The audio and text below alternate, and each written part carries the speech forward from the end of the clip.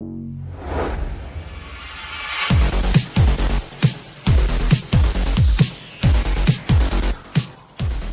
ako si ty dopadol na tých pretekoch? Ale dobre, a nevieš, kde je Mišo? Neviem, už tu má byť pred chvíľačkou. No počkáme ešte chvíľu, potom zavoláme.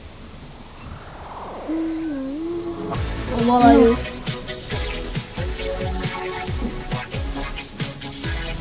Voní. Mišo, kde si? V obchode?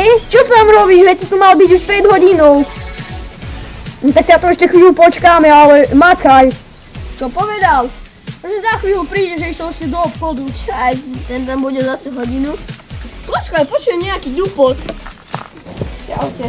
Kde si bol? A mne som bol kúpiť časopis.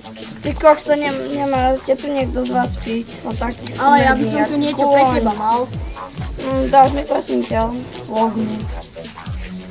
Mišo je celý mokrý. Mišo, tu je tvoja kola. Á, ďakujem. Počkaj, ešte my si ideme niečo pozrieť. No dobre, perfektná, vychladená. Tu si dám. Vy idioti! Čo ste mi toto rozrkali? Ty veď uvidíte!